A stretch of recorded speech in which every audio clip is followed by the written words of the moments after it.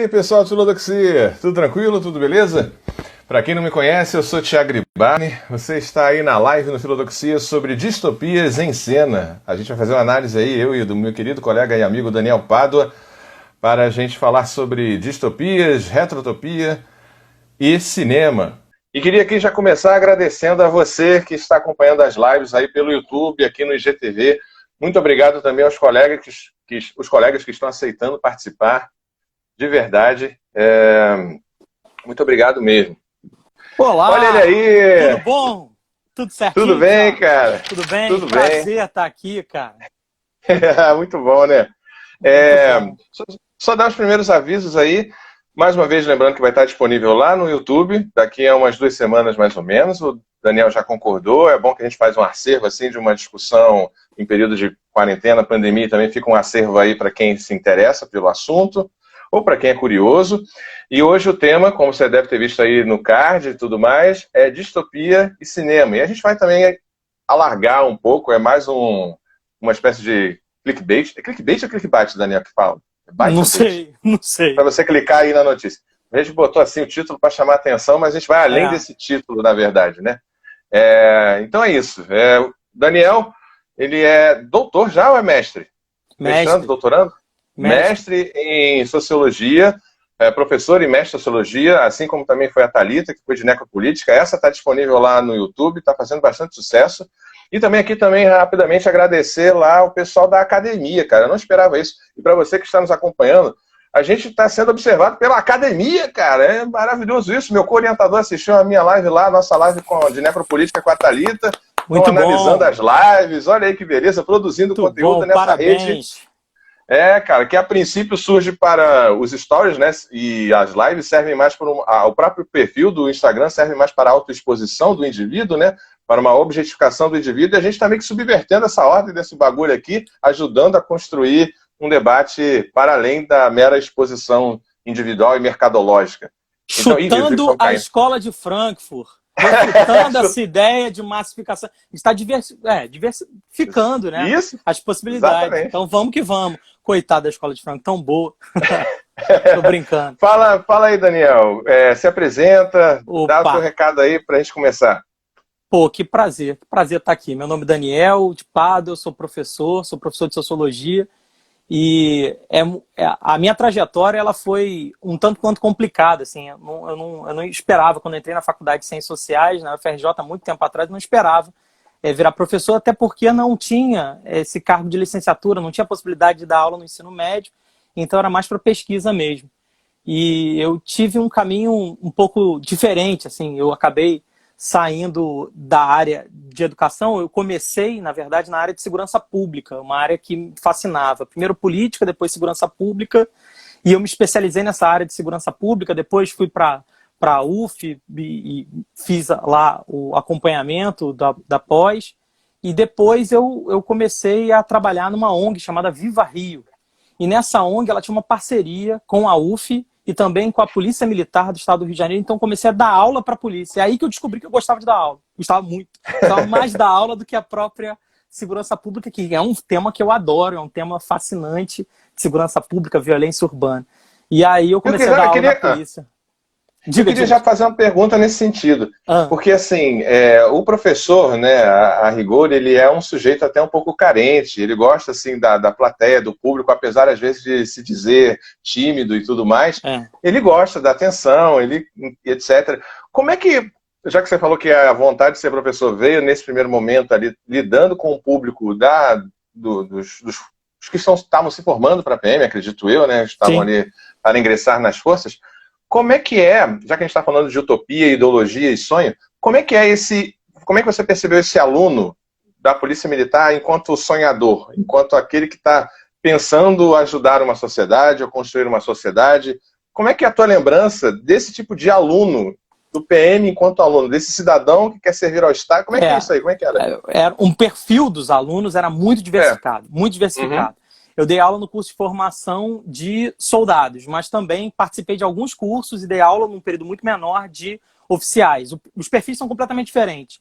Mas no caso dos praças, né, dos soldados, cabos, sargentos, o que me chamava mais atenção é que eles eram concurseiros, assim, eles estavam fazendo um concurso. E outros queriam fazer aquele processo de prática de justiciamento. Eles queriam a autoridade, o poder. Então é interessante, né? É claro que tinha muita gente com intenções maravilhosas, fiz muito amigo na Polícia Militar, tenho muito orgulho de fazer parte, tem muita gente legal, cara, tem muita gente boa, tem muita gente estudiosa, agora também tem tudo, né? É o universo. Pô, legal. E aí, dentro desse aspecto, eu acabei me fascinando pelo desafio de dar aula e depois a gente pode falar mais sobre isso com mais calma, que deu tudo errado na primeira aula, na segunda aula, e os alunos queriam jantar o que eu estava falando, eu estava usando teoria criminal, eles estavam falando da prática, eu não tinha noção da prática, então unir teoria e prática, eu aprendi muito na Polícia Militar. Tem um ditado famoso aí, não sei se eu vou saber fazer ele direito, que é assim, na teoria não tem diferença entre teoria e prática, mas na prática tem. Muito boa. Mas bom, isso, faz cara, sentido, né? É isso, faz sentido. Faz sentido. Então, aí minha carreira mudou e eu comecei a gostar muito da aula, hoje em dia eu dou aula. Mas um dia então, eu ainda volto para a PM. Legal. Bacana, cara. Eu acho que é um ponto, assim, da gente discutir daqui a pouco mais adiante, porque a gente está num contexto aí. Eu estava até ouvindo agora o noticiário, essa live aqui está sendo gravada no dia 5 de junho de 2020. A questão das manifestações, né, que até esse momento, mais ou menos, início de junho, eram somente pró-governo, pró-Bolsonaro, e agora, na última semana, começou a haver o outro tipo de manifestação, de oposição, e aí você já está tendo um debate sobre qual o papel da força da polícia dentro de um contexto de contenção ou não. É curioso perceber a questão de formação. Eu estava vendo assim, formação física, tá? Quando você tem algumas imagens que eu vi de manifestações, por exemplo, aqui na orla do Rio de Janeiro, a postura do último domingo, você vê que tem um carro de som e a postura da PM é de costas para o carro de som, para os manifestantes, e de frente para fora. É uma postura de defesa do corpo que está lá dentro. Exatamente. E quando a manifestação é contrária, é o inverso. Isso é uma tática. Então, durante um tempo, quem tem muito sobre essa tática de multidão era o batalhão especializado, o JEP, né? Batalhão especializado em policiamento de estádios de futebol. Que é muito interessante como eles pensam nessas táticas. Então, tudo é pensado. Claro que chegando em determinado momento não tem como fazer eu falei nesse sentido porque tem duas questões. Uma, primeiro, que é da estrutura, como é que posso dizer, da formação tática de uma racionalidade que é externa ao indivíduo. Beleza. Sim. E tem uma outra questão que é uma racionalidade interna ao indivíduo. Quando a gente viu aquele caso da semana passada, lembrando que essa live foi gravada dia 5 de junho, do policial conduzindo gentilmente uma pessoa com um bastão de beisebol. Então tem uma racionalidade que é subjetiva, do apoio subjetivo, que aí a gente pode já puxar para falar dessa questão que acho que vai ser interessante a gente trazer logo, que é essa diferenciação conceitual entre utopia, distopia, retrotopia. E aí, para passar para você, eu vou só começar o debate, digamos assim, falando que um dos primeiros temas, assim, ou que eu me lembro na história ocidental, da filosofia ocidental, que é esse aqui, né, A República de Platão. É um dos primeiros livros, uma das primeiras obras em que se trata de um sonho de cidade, de um modelo de política que Platão já define como utópico. Olha, uma república ideal, trabalhando com teoria das ideias de Platão, é como se você fosse mirar no 10 sabendo que vai acertar o 7. E cabe várias críticas a Platão, a ideia dessa aristocracia e tudo mais. Mas é interessante, pelo menos, problematizar a ideia dele dessa aristocracia de virtude, né? Uma aristocracia de sangue, né? Do sangue azul. Sim, os governantes deveriam ser os mais virtuosos, nesse caso. Mas aí tem um problema dele fazer certa eugenia e separação dos indivíduos para além de qualquer subjetividade, qualquer desejo. E tem um filme que trata muito bem disso no seu prólogo ali, que é O Homem de Aço do Zack Snyder. A sociedade de Krypton é uma sociedade eugenista que programa geneticamente os seus cidadãos. O Zod, que é o general ali, ele é programado previamente para ser soldado, ele só sabe ser isso é verbalizado muito bem no filme. E a força do Superman é justamente a força de ser o que quiser ser, de ser livre, de ser humano. Bem interessante. Então é muito interessante isso. Acho aí eu jogo para você discutir esses conceitos aí de utopia, distopia e retrotopia. no mundo atual, assim, distopia está na moda, assim, tá na literatura, tá no cinema, como você gosta muito, eu também. Mas eu acho importante fazer isso que você fez, que foi um recorte com relação à ideia de utopia. E não tem como falar de utopia e não lembrar, por exemplo, do próprio nome da utopia, para a gente tentar entender que é um não lugar, né? O utopia seria um não lugar. Só que seria a idealização, como você muito bem falou. Então, esse ministro inglês do Henrique VIII, que é o Thomas More, que fez esse livro aqui, Clássico da Utopia, ele vai tentar retratar um pouco essa idealização, né? E quando a gente pensa no ideal como algo distante e tal, a gente tem que ter assim, em foco que tem o 7 para mirar, como você falou há pouco tempo. Ou seja, o cara tá lá no 10, mas ele vai acertar o 7. Então tem algo essencial na utopia, que parece muito idealizado, mas é algo essencial, que é corrigir o tempo atual. Então, a utopia pressupõe essa correção do tempo atual. Então, é a projeção do que eu devo fazer, e isso é muito antigo porque existe desde que o homem passou a repensar suas práticas e pensar em si, em construir algo novo. Então, a ideia utópica, eu acho que é muito presente em todas as transformações, já.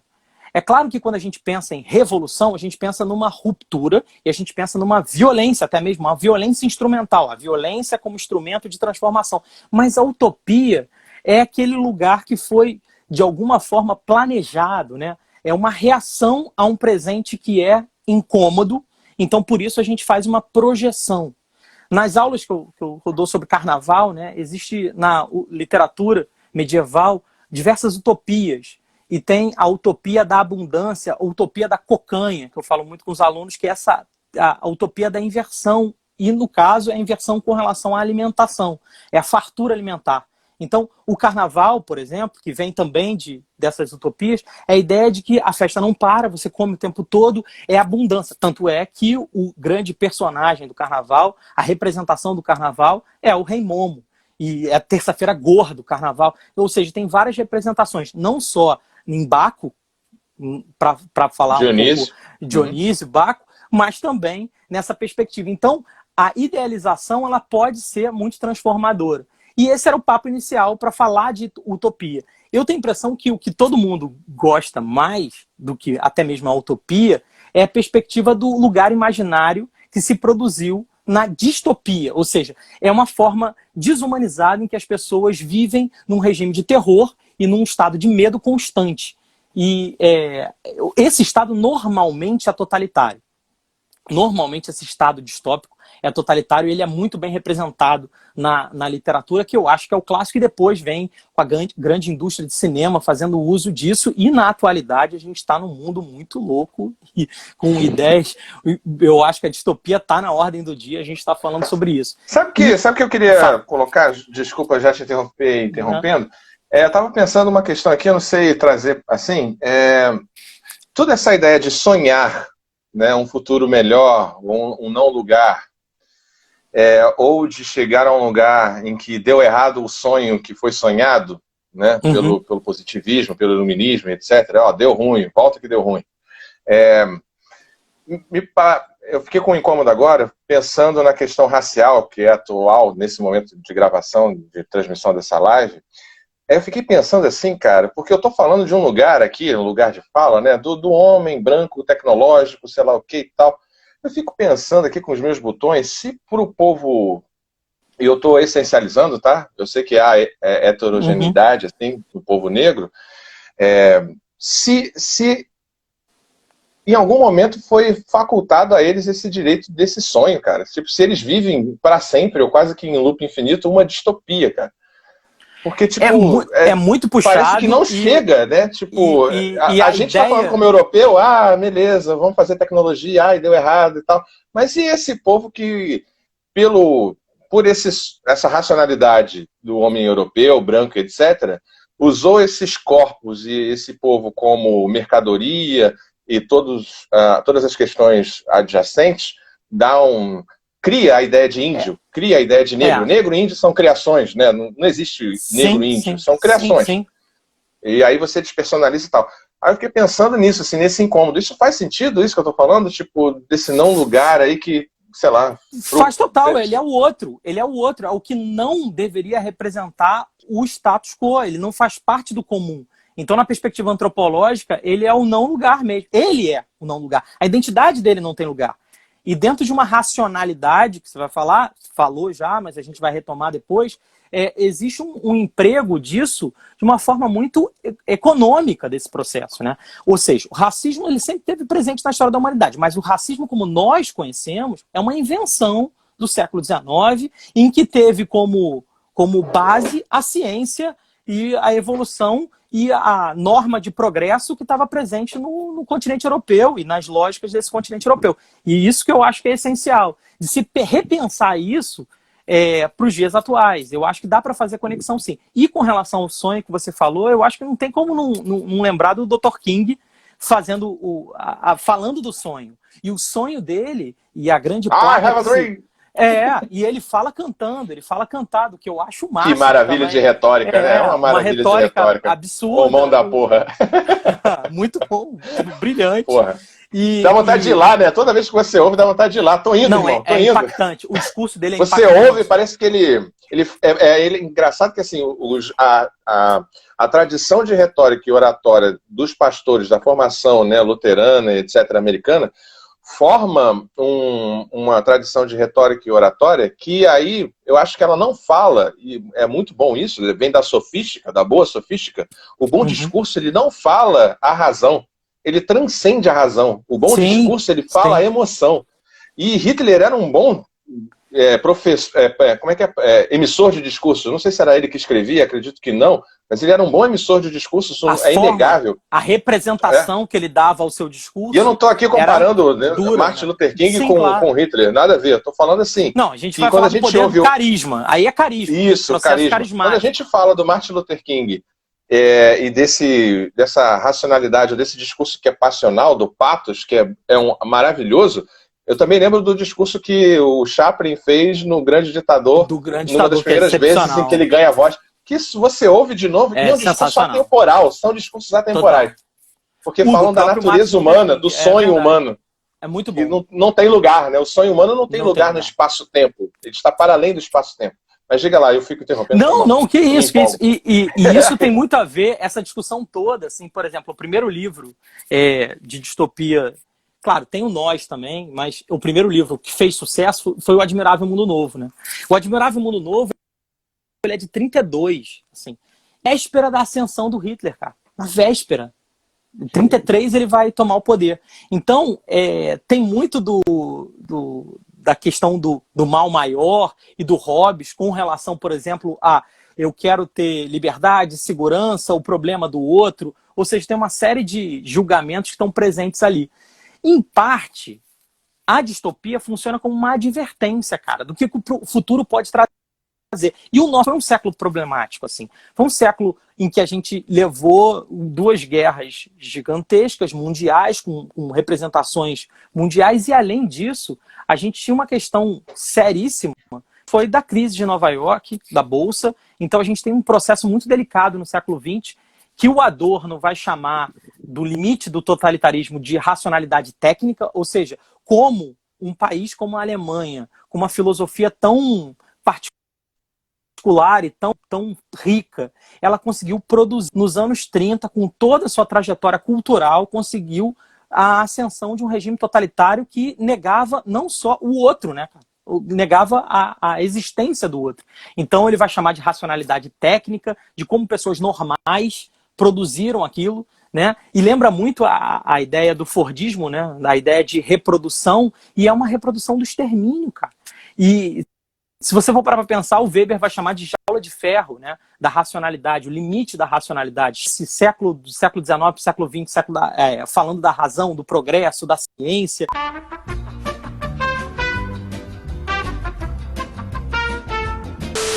Mas ele fala do Admirável Mundo Novo. Melhorou, fantástico. Você voltou na hora. Beleza. Foi mal. Repete o finalzinho que você estava colocando. Não, é só porque esse período problemático que foi o século XX e todas as transformações do limite da racionalidade técnica, né? Que a razão levou ao desespero, ao extermínio, etc. E a gente entra nesse período com livros fantásticos, como, por exemplo, O Admirável Mundo Novo, que vai falar um pouco dessa questão da tecnologia. O que vai estar presente ali, Thiago, é a tecnologia. O livro vai falar sobre como a gente pode controlar nossas emoções, o sistema vai fechar com uma tecnologia que lembra muito uma tecnologia de controle, que vai estar presente em um outro pensador que a gente gosta muito, chamado Michel Foucault, com as representações de panóptico, de controle generalizado sobre o indivíduo, né? E como isso vai Lembrando, assim, pontuando para quem está acompanhando, que, assim, tecnologia não tem necessariamente a ver com um aparato tecnológico como um smartphone ou um celular, algo nesse sentido, não é só isso. Tecnologias são tecnologias institucionais, tecnologias são tecnologias de vigilância, controle institucionais e tal. Então, o próprio Foucault vai usar o termo, acho que é aparato, não lembro agora qual é o que dispositivo de poder. Ele dispositivo de poder. Que é muito Quando bom, a gente fala de device ou dispositivo, a gente às vezes pensa no tecnológico. E não é só isso, não, cara. É para além disso.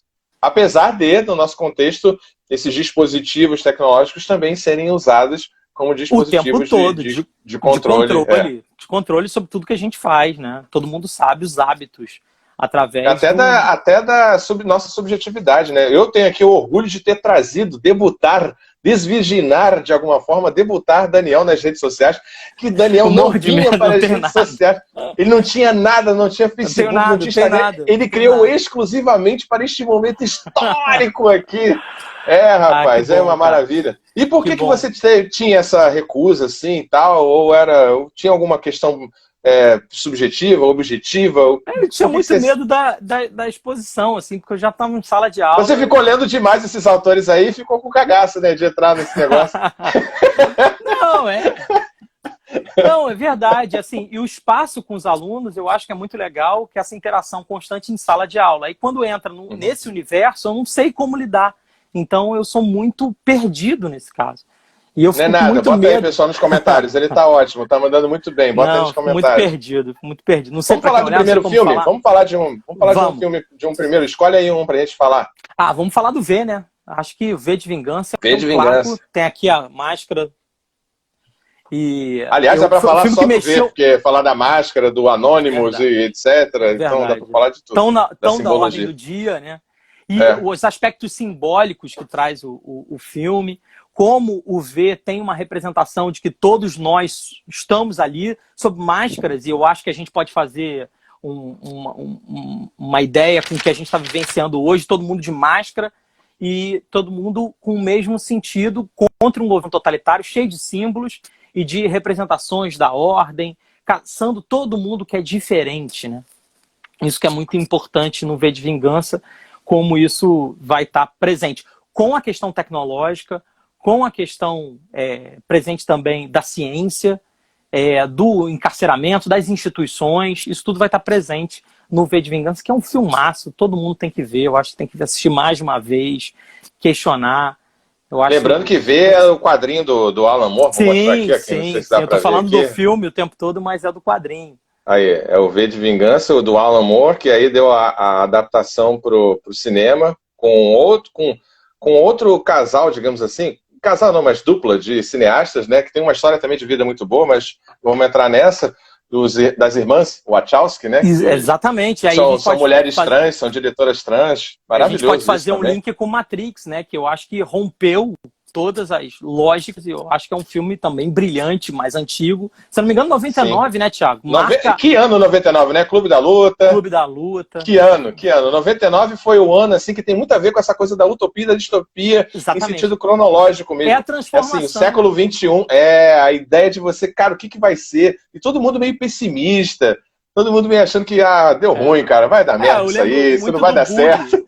Eu lembro muito do bug do milênio, né? O medo que a gente tinha que a tecnologia ia travar e a gente tem que voltar a viver numa idade da pedra. E como o Clube da Luta mostrava um pouco a volta à essência. E o Clube da Luta mesmo, eu acho que a gente tem uma certa dificuldade de aplicar e falar assim, é uma distopia, mas ao mesmo tempo ele tem elementos muito interessantes que lembram distopias. Eu não sei se você concorda comigo, mas tem a impressão que passa por aí. Então, V de Vingança, Matrix, Matrix, então, é genial, assim, sensacional. Eu não sei se o Seven é também da mesma época, mas acho que o Seven é também. 99 é um ano maravilhoso, assim. Aquela na janela ali de 95 a 99, é só filme maneiro, cara. Foi um ano que eu comecei a namorar minha esposa. Olha aí, comecei a namorar beijo. A Aninha em 99. Pra Aninha, beijo, Aninha. Pra você, beijo pra minha esposa também, que se eu não mandar beijo, ela vai me dar. Beijo, amor, que tá acompanhando a live. Te amo, linda, maravilhosa.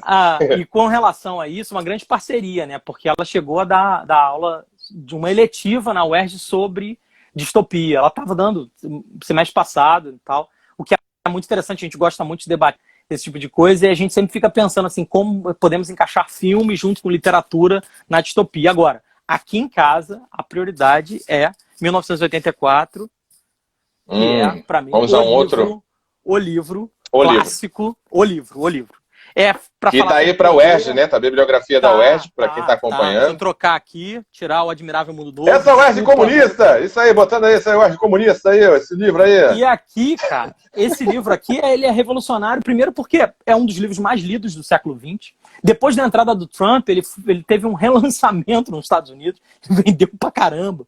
Assim, é uma inversão já genial no título, gente. Olha só, cara. 84, ele foi escrito em 48, foi publicado em 49, então já é inversão em si. O próprio George Orwell não se chama George Orwell. Então tem uma série de trocadilhos e inversões que são geniais no livro, assim, poder, controle social, o cenário. A coisa que eu mais gosto de 1984, isso. Uma coisa que eu mais gosto, que eu acho que assim, pra gente é muito caro nesse momento, que ele já antecipou pós-verdades, disputas narrativas e a questão da nova língua. Para mim, a nova língua é uma coisa assim que assim, foi certeiro. Nem sei se eles tinham noção de como ele seria certeiro. Agora, porque só um detalhe com relação à nova língua. Desculpa, te interrompi. A nova língua foi mal, Thiago. Mas vai ter um autor importante, Anthony Burgess, com Laranja Mecânica, que vai tomar empréstimo disso e vai fazer um vocabulário Nadsad no Laranja Mecânica, que é uma outra distopia maneiríssima. Ou seja, o uso, como você muito bem falou, da nova língua, ele é inaugurado pelo George Orwell, mas ele é replicado em várias distopias. Como é importante o poder, né, que a gente já vai ver em várias culturas, inclusive até, talvez remontando, como eu falei da questão da República, né, que é como se fosse uma Platão e Sócrates, é como se fosse, Platão e Aristóteles é uma bíblia, né, para a filosofia ocidental. Acho legal também pensar nesse lugar da distopia ou do sonho da utopia, também nas questões dos grandes monoteísmos, né? Eles são muito baseados nessa coisa do profeta, nesse lugar que há de vir, nesse maná, nessa Canaã, nessa terra prometida. Isso está muito presente também nas grandes religiões monoteístas, que eventualmente, em grande parte, faz certo alicerce para esses regimes eventualmente totalitários, em última instância, dessa questão da moral judaico-cristã, e esse lugar que Nietzsche vai dizer, né, do niilismo, né? Em que sentido isso seria niilismo em Nietzsche? No cristianismo, sobretudo, ele vai dizer o seguinte, ele vai fazer uma comparação entre o judaísmo e o cristianismo. No judaísmo tem a ver uma questão moral subjetiva. No judaísmo, para Nietzsche, você tem um sujeito ressentido, né? Uhum. Ele é ressentido porque o outro persegue, né? Quem persegue o judeu, no caso é o palestino, é o árabe, é o muçulmano, é o alemão, é o nazista. Ele está sempre em diáspora, fugindo e sendo perseguido. Mas isso, de alguma forma, forma a identidade do judeu enquanto judeu. E ele vai falar que o católico, no caso não, o cristão, ele consegue fazer pior que o judeu que é ressentido. Ele pega a culpa que está fora e coloca para dentro. Então o cristão ele vai fazer minha culpa, minha grande culpa, minha máxima culpa. Então ele não vai ser mais ressentido, ele vai se colocar como culpado. É importante também, acho que queria trazer isso, de pensar como que também tem no imaginário das religiões, tá? Essa questão desse lugar que há de vir, desse lugar do sonho, desse lugar do eterno, desse lugar da paz perene, etc. É curioso pensar isso e como, de alguma forma, isso serve de sustentação para essas disputas morais que existem, assim, né? Sim, é muito interessante pensar que a ideia de identidade religiosa, identidade e religião é super interessante e como isso tem a ver, cara, como isso tem correlação. Acho que dá, sim, para fazer essas análises, e eu acho muito, muito brilhante quando você falou desses aspectos todos de Nietzsche. Eu realmente tenho que aprender a ler Nietzsche, desculpa. Não, que aí, a gente está aqui aprendendo Nietzsche é um difícil, com o outro. Nietzsche é difícil. Pelo amor de Deus. Nietzsche ele diz que ele é um homem extemporâneo, assim, né? Mas eu gosto dessa ideia de que Nietzsche, depois Freud, vai pegar, que tem a ver com uma construção de identidade. Eu estava vendo agora uma espécie de dossiê com relação ao ministro Weintraub, do governo Bolsonaro, ministro da Deseducação, sei lá, enfim, que aí eu fiquei sabendo que o pai dele, Weintraub, trabalha com essa área da mente, psicólogo, psicanalista, alguma coisa assim, lançou um livro sobre a questão de uso da cannabis, da maconha, foi perseguido durante a ditadura, e é interessante pensar que, de repente, o Weintraub, ele, psicologizando aqui de boteco a situação, ele é um sujeito que teve um problema de Édipo, entre aspas, muito sério, ele parece que está tendo ainda, né? E eu acho que é um problema do governo, de modo geral. Tem uma coisa assim com a masculinidade, tem a coisa com o falo, tem a coisa com o fuzil, tem a coisa com a pistola, essa coisa da virilidade, né? Tem isso muito presente ali na minha visão de boteco, assim. É verdade. É curioso pensar, assim, falando de utopia e distopia, essa questão de, por exemplo, você ter uma espécie de racionalidade, vou voltar a usar esse termo bastante vezes, assim, que pressupõe certa não individualização dos sujeitos. Eles perdem isso, a gente abre... na verdade, eles são expulsos, né? Esse espaço inexiste. É como se o outro, que representaria o diferente, ele não tem espaço numa sociedade normatizada, controlada pela masculinidade, sei lá, essa forma de agir e essa forma de ter uma certa identidade específica, né? E eu acho isso muito presente, Thiago. Acho isso muito presente. E se na nossa que a gente vive hoje, a gente já tem um lugar do feminino que é periférico, em um contexto de distopia, esse feminino vai para o saco de vez. O feminino entendido como criatividade, como leveza, como sensibilidade. Assim, eu costumo dizer, e é uma fala até do nosso coordenador André, que me sensibilizou bastante em um momento, algo análogo, né? Que me pegou que, assim, eu sou mais homem, eu sou mais sujeito a partir do momento que eu abraço mais o feminino que há em mim. Enquanto o sujeito masculino não abraça o feminino que há em si, ele é um sujeito castrado de saída já. É a tal da masculinidade tóxica que tanto se fala, né? Assim, e nesses regimes totalitários, nesses regimes distópicos, né, parece não haver esse lugar do feminino. Não tanto é assim que no V de Vingança, quem dá a leveza, quem dá o sonho é o símbolo da flor, que é um símbolo supostamente romântico / feminino, e a questão da Eve, que é a Eva, né? Que é essa que vai e o momento mais humano é a vida. dança, né? A Eva e a dança, que é esse espaço. É bem interessante, cara. O filme é cheio de metáforas, é muito bom. E merece ser visto, revisto, analisado, reanalisado. Eu acho que essa discussão entra muito nesse aspecto mesmo. E com relação assim, ao 84, ele tem algumas coisas que inaugura. Eu estou aqui com uma cabeça, não sei se dá para ler, mas tem os lemas. Então, por exemplo, tem um lema chamado Guerra é Paz, que é sensacional. A ideia de estar constantemente em guerra ou constantemente em conflito, tendo o outro, que é o diverso, o outro país como diferente, você está constantemente unido. Então, guerra é paz. O outro, a ignorância é força. Quando você não tem acesso à população, à educação, etc., você consegue controlar esse espaço.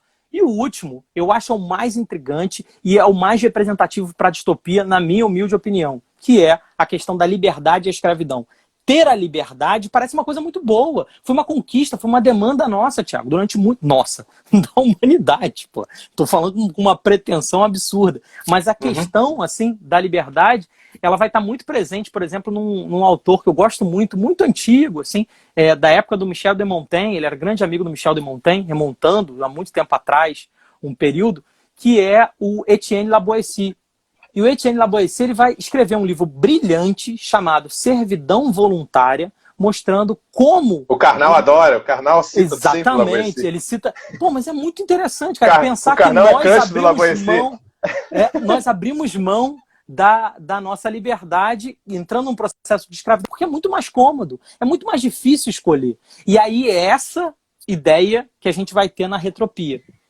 A retropia é a ideia do Bauman, que ele vai falar o seguinte, ó, o Bauman muito pretencioso no finalzinho, já o último livro, cara, o último livro que ele escreveu, ele morreu, se eu não me engano, em 2017, esse livro foi lançado depois, em 2018, ele vai falar que o termo que melhor se adequa não é nem utopia, nem distopia, é retropia. Então o que ele quer dizer com essa retropia? Ele pega uma frase de uma professora de Harvard, que é a Svetlana Boym, que é eslava, e vai ter uma frase que vai falar o seguinte: o século XX inicia como se fosse uma grande utopia e termina numa nostalgia sem fim.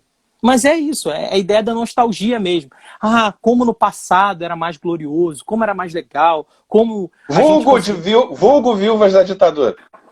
Vamos falar logo português claro logo. Vamos botar logo mas aqui. Aí, vamos, Daniel vai florear, o Daniel ele vai comer pela beirada, eu já vou logo meto a mão no mingau e baralho tudo igual uma criança de 6 anos. Não, Vulgo viúvas da ditadura, pronto. Pra gente entrar numa discussão mais historiográfica, assim, tem um Raul de Girardet, não, senão eu apanho aqui em casa, que minha esposa gosta muito dele. Raul de Girardet, que ele vai criar um termo interessante, que é o mito da Era do Ouro. E eu queria que você pensasse nesse mito, e todos nós, todo mundo que está assistindo, pensasse no seguinte mito. A ideia é de uma saudade de um período muito anterior que eu acho que eu vivi, mas que eu não vivi. Então é uma ideia de uma representação de um passado glorioso que nem foi glorioso. E aí eu queria pensar isso a partir do que você já falou da questão da psicologia. Quando nós somos mais novos, assim, muito provavelmente, os desenhos que eu gosto, que você gosta, já que a gente tem mais ou menos a mesma faixa etária, são muito semelhantes. E eu vejo na minha infância, onde eu não tinha percepções do mundo, aquilo ali como algo brilhante. Então eu vejo a minha infância dos anos 90 como se fossem anos gloriosos. Ah, muito legal, não tinha preocupação. Pô, tinha emergência do Comando Vermelho. O bicho estava pegando em termos de estatística criminal. O Brasil estava em crise. A gente nasceu num período que era de crise econômica. E assim, e todo mundo tem uma saudade num período em que se viveu, não tinha consciência desse período, como ele era, né? Então, o Retropia ele vai mostrar como a gente tende com esse mal-estar que a gente trouxe na pós-modernidade, que é um outro livro do Bauman, como as pessoas buscam um passado numa solução que, na verdade, nunca existiu. E isso é problemático. E aí eu fico imaginando se as novas distopias teriam tons de retropia. Por exemplo, será que agora faria sentido pensar no A Vila, do Shyamalan? A Vila do Shyamalan tem muito isso.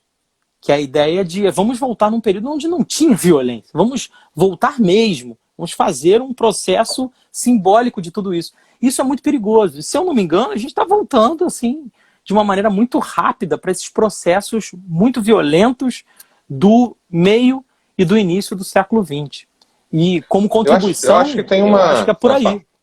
Não, como contribuição é por aí. Eu acredito assim que tem uma questão que por exemplo, como é que eu posso dizer? Tem uma espécie de idealização, de romantismo com relação ao que a gente viveu, como você bem colocou. E dentro dessa perspectiva, eu queria puxar uma questão que é a seguinte: parece haver em determinados grupos da sociedade uma chave binária de leitura que Bauman, por exemplo, vai dizer que já não dá mais conta do mundo. É como se a gente estivesse num contexto de modernidade líquida, né? Que o Bauman nem vai gostar muito desse contexto, desse conceito de pós-modernidade, porque dá uma ideia de que a modernidade foi superada, acabada, e o projeto iluminista se deu e concretizou. Ele diz que não. Ele rompeu com essa galera. Isso, rompe. Não é um consenso, né, o termo pós-modernidade, nem modernidade líquida, e também tem a pós-modernidade. Enfim, tem vários conceitos aí, mas o que eu queria trazer é o seguinte: parece que esse grupo de indivíduos, de novo, vou pegar a ideia lá talvez de Jung, do inconsciente coletivo, e junto com essa ideia de racionalização. Parece que esse grupo de pessoas, indivíduos dessa coletividade, tem uma chave de leitura do mundo binária que volta à questão da religiosidade, né, de bem e mal, uma chave maniqueísta, né, uma chave de certo e errado, Sim. que não dá conta, ela é pobre, né, não dá conta das interseções e do degradê, digamos assim, entre o preto e o branco, né, e isso os incomoda profundamente porque coloca, de repente, esses grupos ou esses indivíduos de frente com aquilo que há de feio neles. É o que Freud e Ana Freud chamariam de mecanismos de defesa do ego. O que eu quero dizer com isso? Quando eu sou confrontado com a questão de uma sexualidade diferente daquela que eu fui acostumado a lidar, de repente, eu sou confrontado com um indivíduo de repente, ser um indivíduo conservador e ver uma foto da Pablo Vittar, né?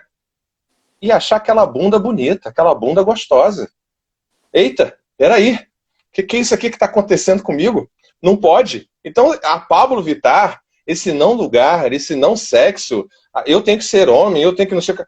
Isso, não, vamos voltar, peraí, dá um rewind aí na fita, porque eu preciso desse lugar aqui que eu sei onde é que estão uns quadrados, né? Esquerda, direita, cima e embaixo. Aqui Sim. Eu estou seguro. Aqui eu opero bem, né? Eu estou seguro aqui. Isso já não dá mais conta, cara. Isso já não dá mais conta, eles têm um pavor dessa liquidez. Nada é sólido, tudo é feito para acabar. Tudo que é sólido desmancha no ar, já diria Marx, depois foi citado por Masha Berman, que depois o próprio Bauman vai citar também. Então, essa busca de segurança. Então, eu tenho a impressão que todo conservador ele está com muito medo dessas transformações e ele tenta se apegar num passado que ele não viveu, que ele acha que era melhor, pelo medo, pelo receio de se lançar nesse mundo cada vez mais líquido.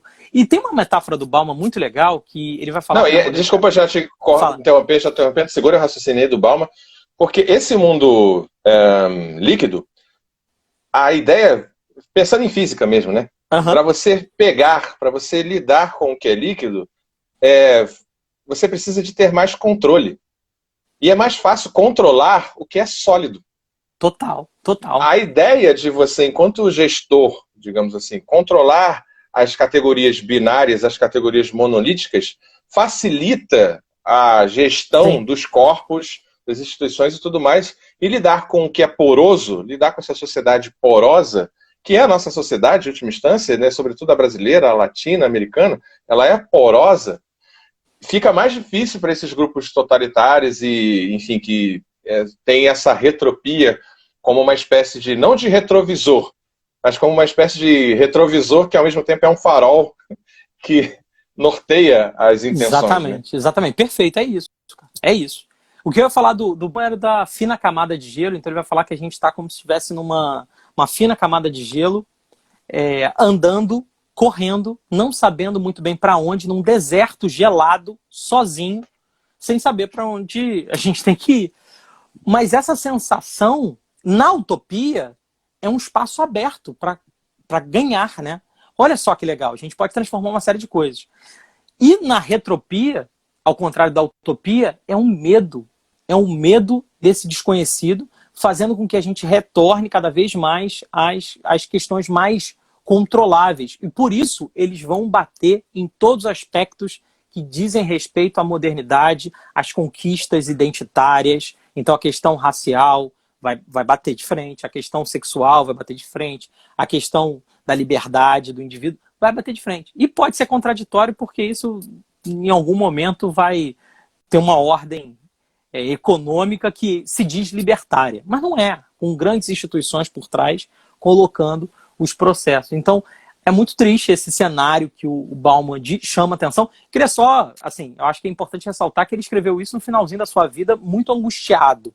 Então, eu acho que como ele fez um mundo novo, que seria um mundo líquido, que ele também faz críticas, né?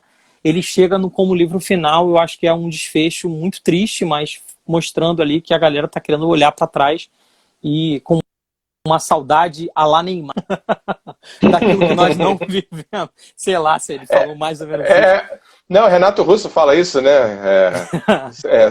Cazuza. Eu vejo um museu de grandes novidades. Né? O Cazuza já estava antecipando o conceito de retrotopia. Um museu de grandes novidades, cara. Muito o bom. Museu do Amanhã. Muito bom, né? O papel do... E não por acaso, nesses contextos mais distópicos que se tornaram vigentes, e aqui a gente não está nem falando de esquerda ou de direita, a gente está falando de totalitarismo de modo geral, tem muito essa perseguição à arte, né? A arte como lugar do sonho. Ao autor, ao poeta, aquele que o pintor, etc. Tem lá, recomendo aqui, Daniel também recomenda, acredito eu, Arquitetura da Destruição, fantástico. Um excelente documentário. E tem no YouTube, tá? Para quem não bota aí Arquitetura da Destruição muito bom, no YouTube, muito bom. faz uma conexão. Muito bom, vale a pena. e faz uma conexão entre o ideário nazista e a questão estética. É muito interessante essa questão. E há uma estética do bolsonarismo, há uma estética do trumpismo, se é que se pode chamar assim, há estéticas do meme, a estética da divulgação, o tipo de imagem, o tipo de comunicação que é feita. Eu queria chamar a atenção para uma coisa que, assim, eu acho que é da natureza humana, eu não queria ficar colocando a gente também num lugar de que a gente é puro, que a gente é romântico, e que, sei lá, eu e você, nesse debate aqui, eles são os maus e tudo mais. Não quero esse lugar, não. Eu queria chamar a atenção, assim, para o nosso contexto aqui de pandemia, né, de isolamento social. É muito comum se falar, nós falarmos, e analistas, e pseudo-analistas políticos, e analistas de fato, de futuro e tal, esse exercício de futurologia, mas no anseio da alma dos indivíduos diz assim, quando é que a gente volta ao normal? Isso tem muito a ver com o que a gente está falando. Sim, né, de querer voltar para um lugar que é confortável, querer voltar para um lugar, a gente como professor, você mesmo disse isso em alguma medida. Olha, naquele espaço de sala de aula, eu domino, naquele espaço de sala de aula eu tenho controle, eu estou à vontade, eu tenho, é meu habitat. E esse espaço aqui não é meu habitat, como é que eu me mexo aqui, qual é o limite aqui da tela e o som, sim, e não sei o que lá. A gente tem muito isso, né, na pandemia, que é voltar para um lugar que não, isso já não existe mais. Não existe mais. Eu acho que não tem mais essa possibilidade. Acho que não tem mais essa possibilidade. E a gente tem que aprender a conviver com isso. Olha só, Thiago, deixa eu fazer uma outra reflexão assim que eu achei isso importante para o Brasil. Eu cheguei a comentar isso em algumas aulas, mas eu queria falar e debater com você. Que é o seguinte, o Brasil nunca passou por um processo, muitos economistas, historiadores, alguns, mas mais economistas falavam que a razão de ser do subdesenvolvimento do Brasil tinha muito em função de que o Brasil nunca passou, de fato, vivenciou os maiores desastres do século XX. Então a Bolsa de Nova York, ela impactou, claro, vai impactar aqui, teve uma mudança aqui nos anos 30, esfacelou outro processo, política café com leite, mas mesmo assim a gente não teve o mesmo impacto dos Estados Unidos. E eles aprenderam com isso. Logo depois a gente tem uma série de políticas keynesianas, políticas de bem-estar social. Pós-Segunda Guerra Mundial, a Europa inteira, o Japão, eles aprendem a lidar de uma nova maneira. É claro que isso é um sopro de esperança para um período tão complicado que o Brasil, infelizmente, vai aumentando e avançando cada vez mais nas estatísticas de morte por conta de coronavírus. Mas a ideia é assim, será que a gente vai conseguir fazer desse processo tão delicado do Brasil uma chama de uma solidariedade maior, de uma empatia maior no país? Eu queria muito ter essa esperança que os economistas dos anos 50 tinham para poder falar das raízes do subdesenvolvimento brasileiro. Então isso é como se fosse uma esperança de uma social-democracia, de um bem-estar social, política de bem-estar social para o país. Eu adoro esse romantismo do Daniel. Eu sou pessimista. Eu acho que a gente já tem no Ministério da Economia um cara que não sai da década de 70 e 80 e acha que para fazer economia tem que estar numa ditadura igual no Chile. Mas enfim. Eu já sou meio assim. Esperança. Tem que sonhar, né? O sonho é a mola propulsora para um melhor lugar, né? E é inegável que a gente está num melhor lugar em alguma medida com relação... Mas cada tempo tem o seu desafio, em última instância, né?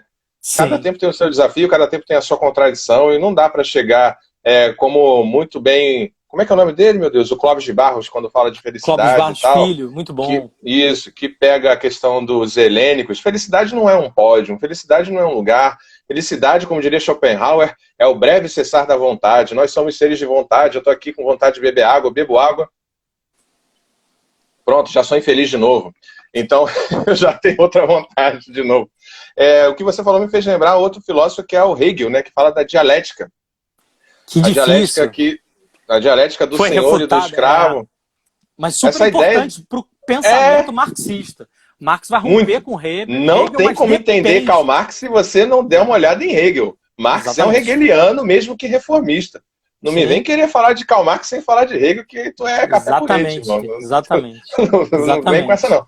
Mas o que eu queria puxar de Hegel é essa ideia dele de história cíclica, que é muito interessante, esse espírito absoluto, né, dessa ideia de pêndulos, de que o momento em que a direita está no poder já guarda em si as suas próprias contradições e aí a esquerda vai ascender e assim sucessivamente, nesse maravilhoso loop infinito. Mas é isso que você está dizendo, a pandemia, o isolamento, a questão do coronavírus e tudo mais, e o próprio assinte, ou a afronta que há à democracia brasileira com o governo Bolsonaro, de alguma forma, talvez sirva para criar calos mais fortes na nossa Constituição, nas nossas instituições, e a gente se tornar mais resistente a essas afrontas, né? Porque a gente foi levando tudo na brincadeira, né? A gente estava achando que era super pop, né, Daniel? A gente estava achando que era CQC, né? Exatamente, exatamente. E esses programas de humor têm um tom de responsabilidade sobre isso, porque eles colocaram uma exposição, ele ganhou uma proporção, e se você conversasse com alguém, não sei dizer exatamente o ano, mas alguém que estivesse assistindo Rede TV, Márcia Goldschmidt, e depois descobrir que esse cara virou presidente. É assustador. É assustador. Mas isso tem muitas obras de literatura e de cinema, né? Essa coisa da figura do engraçadão virar, do ator virar... Na cultura americana é assim, né? Tem muitos atores, celebridades, né, que acabam entrando para a política, até para a presidência, entraram no caso, né? Lá, no caso. Então tem isso também. Pô, Daniel, infelizmente eu não consegui, a gente não conseguiu dar conta de tudo aqui, e nem de responder todos os comentários. Eu peço desculpa a todos vocês aí, porque fazer a gestão de todos os comentários é muito difícil. É legal ter uma equipe por trás, assim. Tem uma aqui, só para fechar, tem o Alexandre. Se não voltaremos à antiga normalidade, como transformar nosso cotidiano em uma velocidade que não nos cause uma crise econômica maior? Caraca, bem difícil essa sua pergunta, Alexandre. Eu acho que a gente meio que já respondeu quando disse que cada contexto, cada período guarda em si as suas contradições. Eu acho que tem que se repensar a própria noção de economia liberal, por exemplo. E já está sendo feito, na verdade, né? É o caso de repente, dar uma bolsa de estudos para o Guedes e mandar ele voltar e fazer uma pós lá em Chicago e, sei lá. Eu tenho a impressão que agora a ordem do... Quero crer, né? Que a ordem do mundo agora é repensar nessas questões mais da presença do Estado para reorganizar a sociedade pós-pandemia, que vai ser necessário, né, cara? Então, uma esperança. Como ele precisa estar presente, né? O Estado precisa estar presente, nem por isso é esquerda, nem por isso é assistencialismo. Não. Tem que ter para organizar. A função do Estado é essa, né? E eu não estou querendo um Estado revolucionário, não. Eu estou querendo só um Estado que se oriente e pratique, né, alguma coisa que seja importante para a sua população e reorganize a população. Para mim, se o Estado começar a trazer a periferia para o centro e não fazer essas chacinas, esses genocídios aí com o povo indígena, negro, etc., para mim esse Estado já é revolucionário. A revolução do amor, cara. Porque, pô, brincadeira não. Tem que ter mais fraternidade. Esse negócio aí tá muito zoado aí. Mas tem a impressão que o Estado tem passado cada vez mais uma função de morte, não de vida. De gestão da morte, como é a necropolítica. A necropolítica. Foi muito bem Se esse Estado revolucionar isso, né? Isso, para mim, já é uma revolução. Bom, queria agradecer, Daniel. Muito obrigado por esse aceite, por esse show, por essa aula. Eu espero que você que acompanhou até aqui tenha gostado. Daniel, dá seu último recado aí pro pessoal antes da gente terminar. Queria mandar um abraço para todo mundo. Obrigado, Thiago. Eu queria indicar todos esses livros, todos esses filmes. É muito legal debater, fazer esse contato com vocês, a interação. Estou aprendendo. Eu agradeço desde já a oportunidade. Tchau, tchau. Valeu, Thiago. Valeu, gente. Todo mundo. Valeu. Valeu. Valeu, pessoal. Lembrando que vai estar disponível aqui no IGTV, no canal, no Instagram, no Filodoxia, e daqui a umas 2 semanas eu coloco disponível lá no YouTube, aí vocês podem divulgar e tudo mais. Muito obrigado pelo carinho de vocês, pela atenção de vocês, por ser, como diria o Cauê Moura, por ser essa pessoa maravilhosa que você é, de estar aqui acompanhando uma live que é totalmente diversa e diferente do que se está sendo feito aí do lado de fora. Obrigado por buscar o conhecimento, buscar ser uma pessoa melhor. Obrigado, Daniel. Obrigado a todos e até a próxima. Tchau, tchau. Valeu. Valeu, tchau, tchau. Tchau, tchau. Valeu. Valeu.